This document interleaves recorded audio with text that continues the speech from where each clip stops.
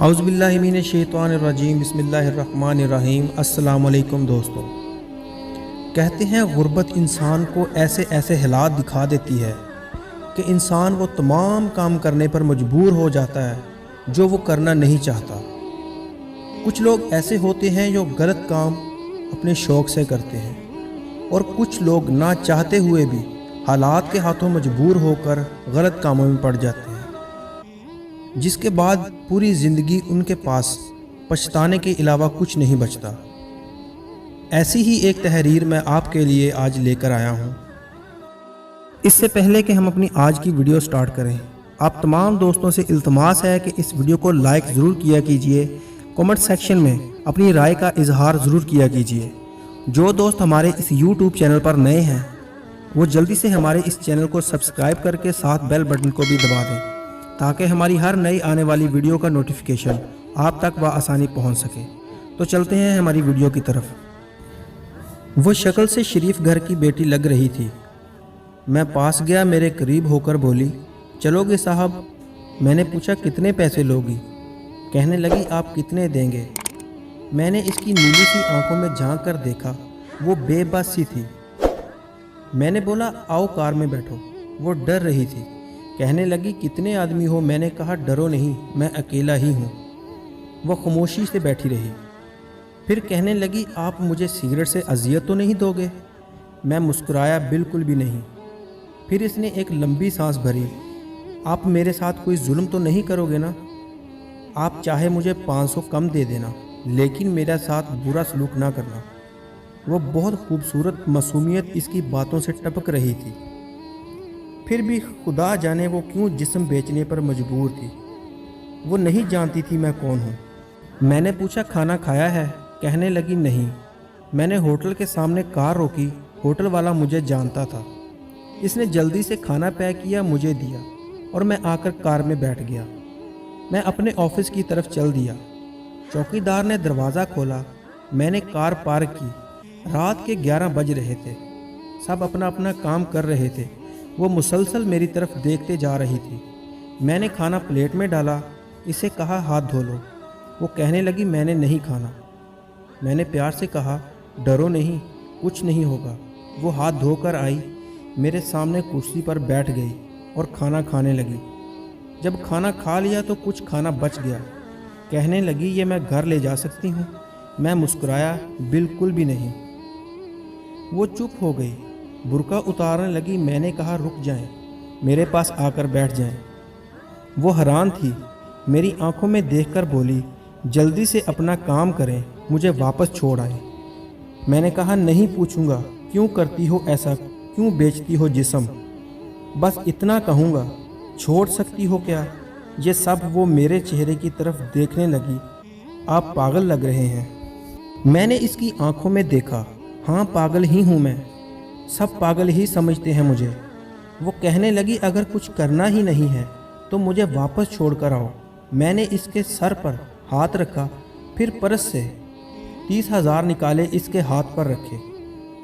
وہ حیران تھی، کہنے لگی میں نے نہیں لینے، آپ کیوں دے رہے ہیں یہ پیسے مجھے؟ میں نے اس کے چہرے پر ایک تھکن محسوس کی تھی۔ وہ اپنے آنسو روکے بیٹھی تھی، بار بار کہہ رہی تھی مجھے بس واپس چھوڑ کر آؤ، مجھے ڈر لگ رہا ہے۔ میں نے اسے یقین دلایا ڈرنے کی کوئی بات نہیں۔ اچھا بتاؤ نا، بہت درد دیا نا زندگی نے؟ یہ سننا تھا کہ اس کی آنکھیں نم ہو گئی تھیں، جیسے کوئی قیامت گر گئی ہو اس پہ۔ میں سمجھ چکا تھا کوئی بہت بڑا درد لیے گھوم رہی ہے۔ دروازہ کھولا، کانپتی آواز میں بولی مجھے چھوڑ کر آؤ واپس۔ میں نے اسے بیٹھنے کا کہا، بتایا میرا نام یہ ہے، ڈرو نہیں، خود کو محفوظ سمجھو۔ اسے جب یقین ہو گیا پریشانی والی کوئی بات نہیں تو بتانے لگی، شوہر مر گیا، 3 بیٹیاں ہیں، سسرال والوں نے نکال دیا، ماں باپ فوت ہو چکے ہیں، بھائی کوئی ہے نہیں۔ ماموں کے گھر آئی، ماموں کے بیٹے نے میرے ساتھ زیادتی کی۔ میں نے جب مامی کو بتایا تو سب نے مجھے غلط کہا، مجھے دھکے دے کر گھر سے نکال دیا۔ دور کے رشتہ دار نے ایک بڈھے سے میری شادی کروائی، اس کے بھی بچے تھے۔ اس کے بچوں نے مجھے بہت ذلیل کیا، پھر وہ شوہر بھی فوت ہو گیا۔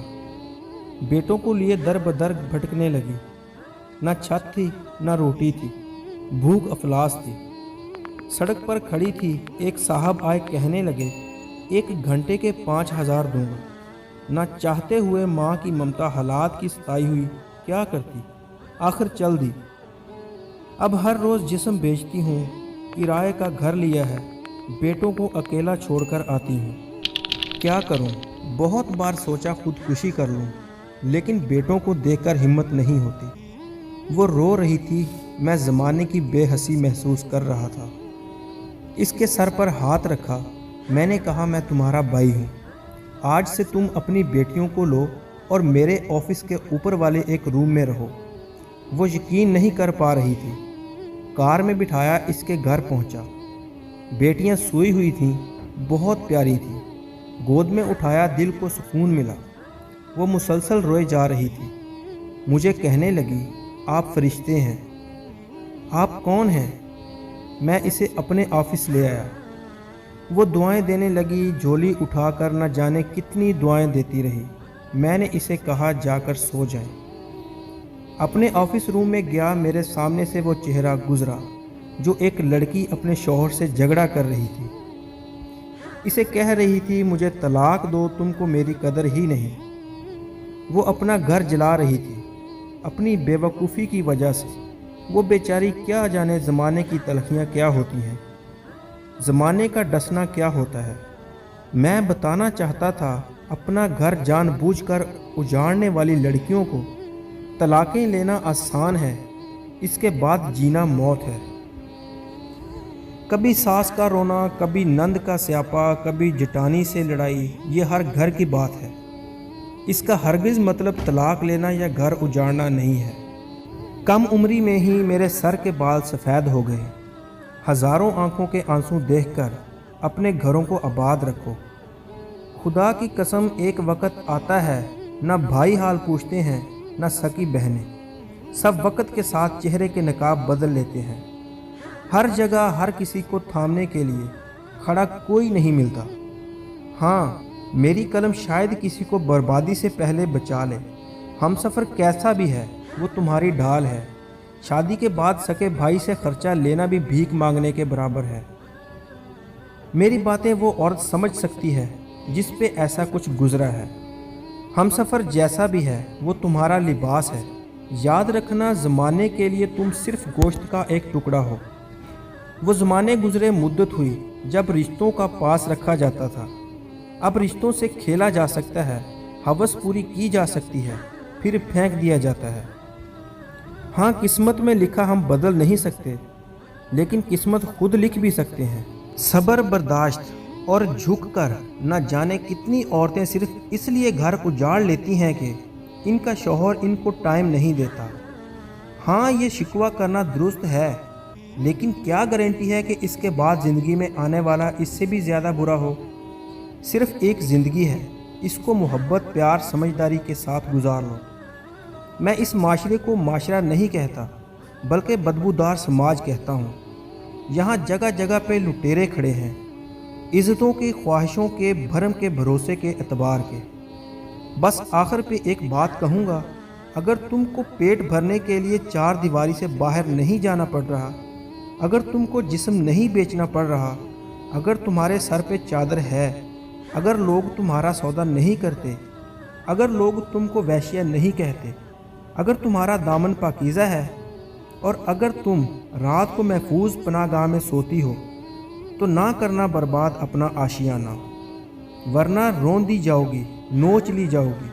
جو طلاق لیے بیٹھی ہیں، پوچھو ان سے، وہ سوچ رہی ہوتی ہیں نہ جانے کتنے بچوں کے باپ کی ہم سفر بنو۔